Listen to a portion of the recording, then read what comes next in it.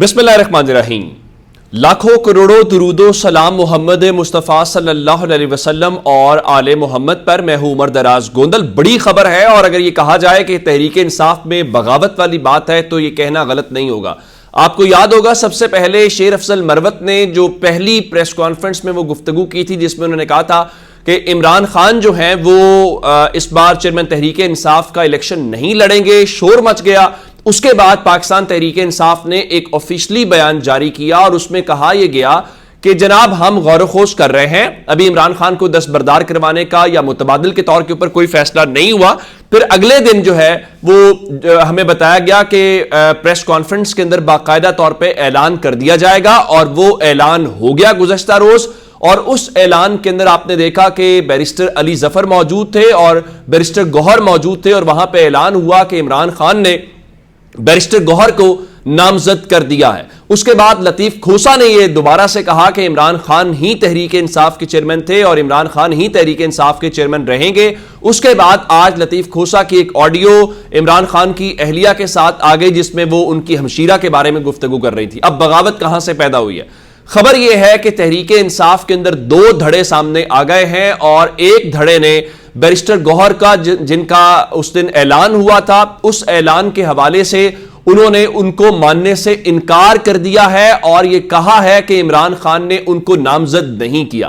पहले नंबर के ऊपर यह कहां से आया है और नया फिर नाम कौन? अगर इमरान खान ने उनको नामजद नहीं किया तो आज भी लतीफ खोसा ने एक बार फिर स्टेटमेंट दी है और वो अपने कल वाले बयान के ऊपर कायम है। वो कहते हैं कि इमरान खान ने बैरिस्टर गौहर को नामजद नहीं किया। उसके बाद अब अगली जो सूरत हाल है वो आज शुएब शाहीन ने गुफ्तगू की है। शुएब शाहीन भी पाकिस्तान तहरीक इंसाफ की कोर कमेटी का हिस्सा है, तहरीक इंसाफ के तर्जुमान है। वो कहते हैं कि कल की जो प्रेस कॉन्फ्रेंस थी वो प्री मैच्योर थी। उनका इमरान खान की मुलाकात हुई है और इमरान खान ने यही कहा था कि जो आज केस लगा हुआ है जिसके अंदर इमरान खान की सजा मुअत्तल होने की इस्तदा की गई है, तोशा खाना वाला, उसका फैसला आएगा तो उसके बाद आइंदा का लाहे अमल तय किया जाएगा। उनसे फिर सवाल हुआ कि क्या इमरान खान ने बैरिस्टर गौहर को नामजद नहीं किया, तो उन्होंने कहा जी वो तो फैसले का इंतजार किया जाना था। तो अब खबर यह मिली है कि शुएब शाहीन ने बैरिस्टर गौहर के हवाले से जो है वो कह रहे हैं कि उनको नामजद नहीं किया और ये इमरान खान की मर्जी के बगैर सब कुछ हो रहा है। ये बिल्कुल एक अलग मैटर है। अब मैं आपको बताना ये चाहता हूं कि दावा यह किया जा रहा है कि पाकिस्तान तहरीक इंसाफ के अंदर खासकर वकला के और वो लोग जो इमरान खान को मिल रहे हैं वो दो धड़ों में तकसीम हो गए हैं। एक धड़ा वो है जिसने कल प्रेस कॉन्फ्रेंस की, जिसमें वो कहते हैं जी बैरिस्टर अली जफर हैं, बैरिस्टर गौहर हैं, शेर अफजल मरवत हैं और उमैर नियाजी ये एक तरफ है। दूसरी जानिब शुएब शाहीन है, लतीफ खोसा है, इंतजार पंजोता है, नईम पंजोता है, ये दूसरी तरफ वाली साइड है। और ये बैरिस्टर गौहर को मानने को तैयार नहीं है। और बहुत सारे लोग कह रहे हैं कि इमरान खान ने एक नाम नहीं दिया था बल्कि इमरान खान ने दो नाम दिए थे।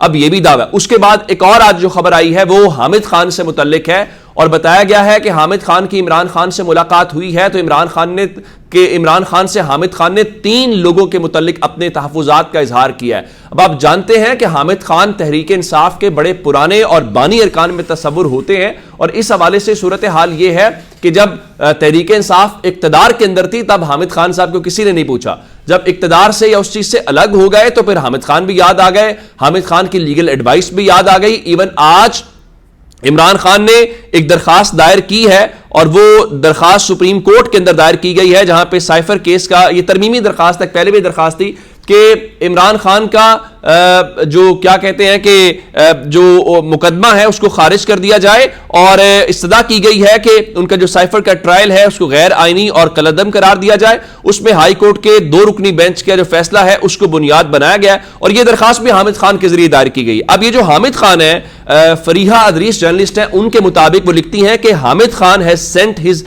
reservations to Imran Khan in jail regarding a very active lawyer, and 3 important political leaders from KPK also conveyed their concerns regarding the same persons a few days ago. उनके मुताबिक हामिद खान ने इमरान खान को एक बहुत एक्टिव वकील से मुतल्लिक और खैबर पख्तूनख्वा से 3 सियासी शख्सियात के मुतल्लिक अपने तहफ़्फ़ुज़ात का इजहार کیا ہے ان کو پہنچا دیا ہے، اور ان کے مطابق یہ سیم وہی لوگ ہیں جن کے متعلق عمران خان کو چند روز پہلے بھی انہوں نے بتایا تھا۔ میرے خیال سے جب تحریک انصاف اس وقت ایک بحران میں سے گزر رہی ہے تو اس بحران کے دوران یہ تحریک انصاف کو تقسیم کرنے والی باتیں یا تقسیم کا تاثر دینا یہ پارٹی کو نقصان پہنچائے گا، اور ایسے موقعوں کے اوپر تو آپ کو اگر کوئی تحفظات ہوں بھی تو آپ زبان کے اوپر وہ پٹی لگا لیتے ہیں تاکہ الفاظ یا چیزیں باہر نہ جائیں۔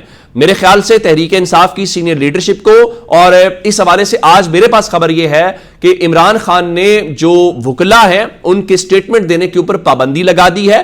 آج بھی ملاقات ہوئی ہے، لیکن کہا یہ گیا ہے کہ جو چیزیں بھی عمران خان بتائیں گے یا کہیں گے وہ پارٹی کو بتائی جائیں گی، اور پارٹی اپنی پریس ریلیز کے ذریعے یا پارٹی آگے کور کمیٹی کے بیان کے طور کے اوپر اس کو جاری کرے گی۔ لیکن یہ کام نہیں کیا جائے گا کہ جو شخص نکلتا ہے وہ باہر کھڑا ہو، اس کے منہ میں جو آتا ہے بول دیتا ہے، اس کو پارٹی کو نقصان ہوتا ہے، فائدہ ہوتا ہے۔ یہ چیزیں ٹھیک نہیں ہے، اور ہم نے گزشتہ چند گھنٹوں کے اندر دیکھا ہے اس سے ہوا۔ اب کیا ہے، اگر بیرسٹر گوہر آپ کو پسند نہیں ہے تو پھر کون آئے گا؟ اچھا پھر کون آئے گا؟ عمران خان نے کچھ سوچ کے کسی کو کہا ہوگا نا، پھر آپ یہ تاثر دیں جی وہ عمران خان کے خاندان میں بھی لڑائی ہو گئی ہے جی، پارٹی میں بھی لڑائی ہو گئی ہے، اس سے آپ کو فائدہ نہیں ہوگا۔ آپ کا ووٹر جو ہے وہ آپ کی طرف دیکھ رہا ہے، اور تحریک انصاف کے ووٹر کو صرف اس وقت آپ نے موٹیویٹ کرنا ہے، اور وہ پھر آپ کی کہانی بدل دے گا۔ لیکن اگر آپ اس کو ڈی مورلائزڈ کریں گے، اس کو آپ یہ تاثر دیں گے کہ آپ میں اتفاق نہیں ہے، آپ لڑائی لڑ رہے ہیں، تو وہ تو آلریڈی ایک بڑے کرائسس میں سے گزر رہے ہیں، وہ جیلیں کاٹ رہے ہیں، وہ پولیس کو فیس کر رہے ہیں، عدالتوں سے ان کو ریلیف نہیں مل رہا، تو یہ وہ موقع ہے نہیں۔ یہ آپ کو سمجھنے کی ضرورت ہے، اور آپ کو پولیٹیکل میچورٹی کی، اور اگر آپ عہدوں کے اوپر لڑائی کریں گے تو اس کا مطلب پھر یہی ہے کہ عہدہ ملے گا تو آپ پارٹی کے ساتھ ہیں، عہدہ نہیں ہے تو آپ کو، اگر آپ کے کوئی کسی ناپسندیدہ شخص کو بھی لا دیا گیا ہے تو فی الحال کوئی پرماننٹ تو نہیں گوہر آ گئے، وقتی طور پہ ارینجمنٹ کیا گیا ہے، ظاہر ہے کچھ قانونی رکاوٹیں ہیں ان کو دور کرنا ہے۔ اچھا دوسرے نمبر کے اوپر جو امپورٹنٹ بات ہے، چونکہ عمران خان کو باہر سسٹم سے نکالا جا رہا ہے، عمران لطیف کھوسہ نے عدالت کے روبرو کہا بھی کہ آپ کہہ دینا کہ ہم عمران خان کو باہر کرنا چاہتے ہیں اور ایک طرفہ الیکشن کروانا چاہتے ہیں۔ اچھا عمران خان کی چٹھی سے متعلق آپ کو خبر دینا چاہتا ہوں کہ عمران خان نے chief justice supreme court justice قاضی فائز عیسیٰ صاحب کو خط لکھا ہے، اور ان کو خط لکھ کے جو اس وقت معاملات ہیں جس میں انہوں نے آئین کے آرٹیکل 184(3) کے تحت شہریوں کے بنیادی حقوق کے تحفظ کا مطالبہ کیا ہے، اور یہ کہا ہے کہ تحریک انصاف سے وابستہ افراد کو سیاسی انتقام اور جبری گمشدگیوں کا نشانہ بنایا جا رہا ہے، اور اس کے اوپر انہوں نے چیف جسٹس سے سیاستدانوں کی جو جبری گمشدگیاں ہیں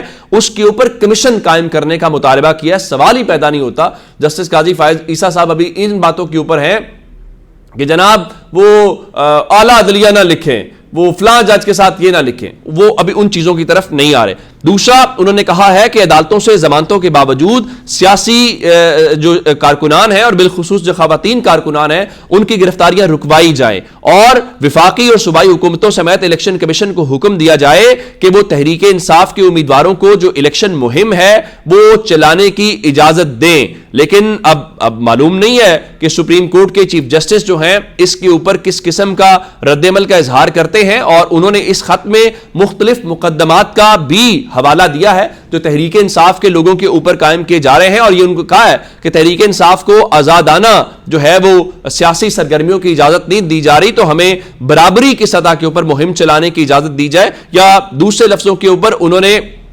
بنیادی حقوق کے ساتھ ساتھ لیول پلینگ فیلڈ مانگی ہے۔ اب دیکھنا یہ ہے کہ جو عدالتی احکامات کا انہوں نے حوالہ دیا ہے اس کے باوجود رکاوٹیں ڈالی جا رہی ہیں، صحافیوں کو نشانہ بنایا جا رہا ہے، مقدمات درج کیے جا رہے ہیں، تو اب زبردستی پریس کانفرنسز کروائی جا رہی ہیں۔ اب اس کے اوپر چیف جسٹس صاحب کوئی ایکشن لیتے ہیں یا خاموشی ہی رکھتے ہیں، یہ آئندہ چند دنوں میں پتہ چل جائے گا۔ اپنا بہت سا خیال رکھیے گا، خدا حافظ۔